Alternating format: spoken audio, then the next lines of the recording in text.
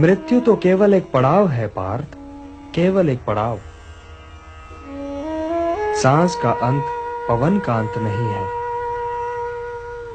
यूं समझो पार्थ कि प्राणी तो पहले बालक होता है, फिर वो बालक युवा हो जाता है, फिर वो युवा वृद्ध और फिर मृत्यु। किंतु ये यात्रा तो शरीर की है। आत्मा तो इससे भी आगे जाता है। वो एक शरीर को त्याग कर कोई और शरीर धारण कर लेता है। इसलिए जो यात्रा मृत्यु पर समाप्त हो जाए वो तो केवल शरीर की यात्रा है पार्थ, केवल शरीर की यात्रा है। न जायते म्रियते वा कदाचित नायं भूत्वा भविता वा न भूयः अजो नित्यः शाश्वतोऽयं पुराणो न हन्यते हन्यमाने शरीरे।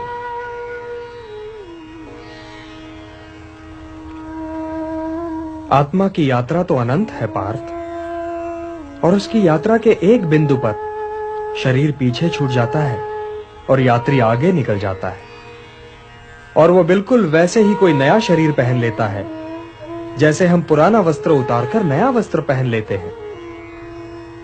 वासांसि जीर्णानि यथा विहाय नवानि गृह्णाति नरोपराणि तथा शरीराणि विहाय जीर्णानि अन्यानि संयाति नवानि देहि।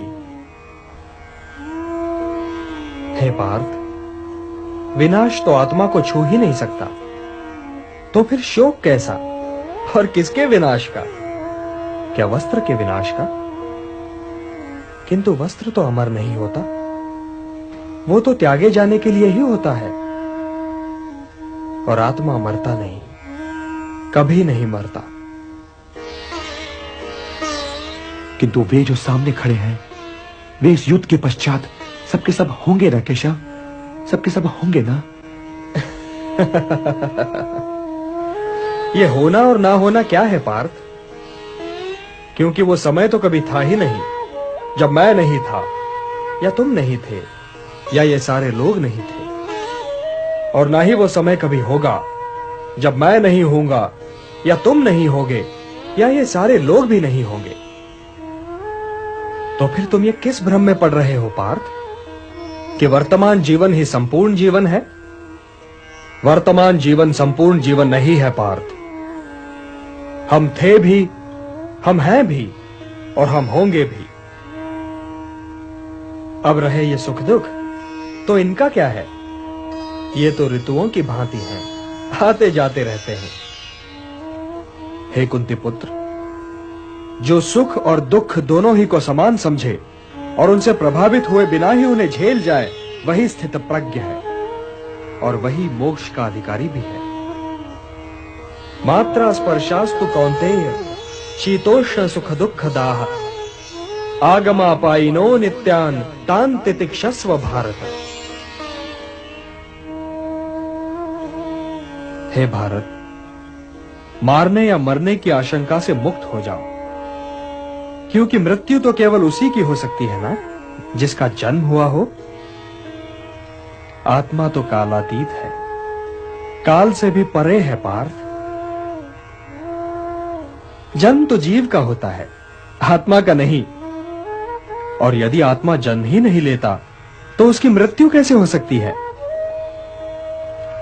आत्मा तो बस है पार्थ, है। वो काल के दोनों तटों पर भी है और काल की धारा में भी। वो अजन्मा है, नित्य है, सनातन है, अविकारी है, अविनाशी है। इसलिए मारने या मरने के प्रश्न को लेकर चिंतित होना व्यर्थ है पार्थ, व्यर्थ है। मृत्यु तो केवल शरीर की होती है, और उसकी मृत्यु के पश्चात भी आत्मा नहीं मरता, क्योंकि शस्त्र उसे काट नहीं सकता, अग्नि उसे जला नहीं सकती, जल उसे गीला नहीं कर सकता, और वायु उसे सुखा नहीं सकती।